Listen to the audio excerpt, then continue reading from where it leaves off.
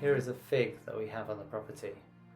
It's only producing very small figs, and it's largely unproductive. We've had a good 5 or 6 tasty figs from it, but it's hidden in amongst the leaves.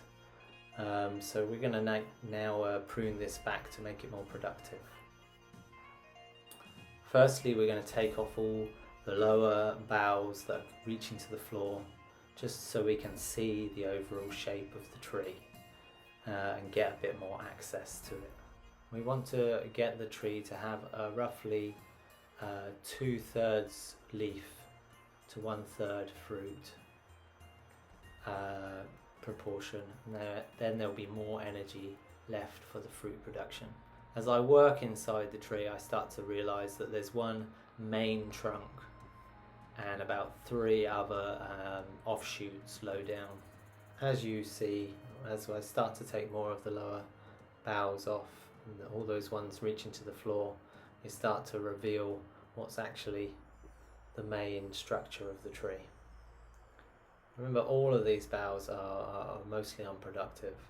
The fruit that are on them are all very small. I find the odd one that's good, but mostly it's all small fruit. The fact that we do have a few good figs means that we have a chance of getting some good figs out of the tree.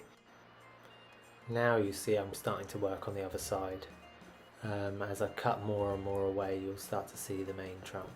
Every bit I'm taking away, I'm piling, which I will later make biochar. In a later video you can see how I make biochar, a simple way.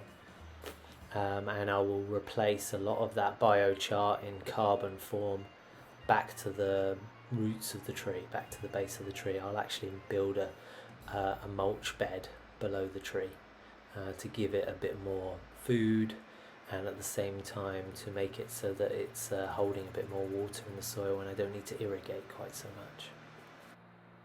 This way also that space can double up as a bit of a sheet mulch for vegetable production whilst the tree is starting to regrow. I can actually put a few nice companion plants to give a bit more mulch, chop and drop mulch production as well underneath. So I can provide for the short term but also provide for the long term of the tree to keep the production up and to keep more and more fruiting figs on there in subsequent years. This should start to fruit again really properly, if not in 1 year, then more likely 2, and it will fruit and set really good fruit, and then it will continue to set really good fruit for about subsequent 5 years, and then I might need to give it another prune. I considered doing a bit of a top prune to this one, also cutting out some of that top growth, but I end up deciding against it because it isn't going quite too high and it's also screening off a little bit from the neighbours to our property. Here you can see the finished tree. I've taken a few of those little branches I've thinned out, making a bit more space for light to get into the main trunk. I've taken a few branches off lower down, and yeah, you can see the overall shape is much nicer, it's much more open crowned. This way the energy is more evenly distributed between production of leaf and production of fruit, and we should get a good fruit set. It might seem like a harsh knockback, but that's exactly what this tree needed.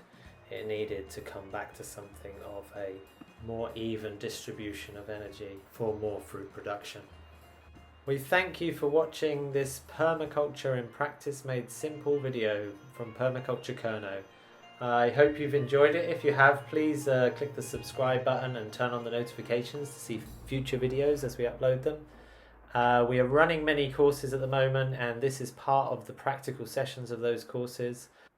Feel free to visit our website for more information, and I'll see you next time.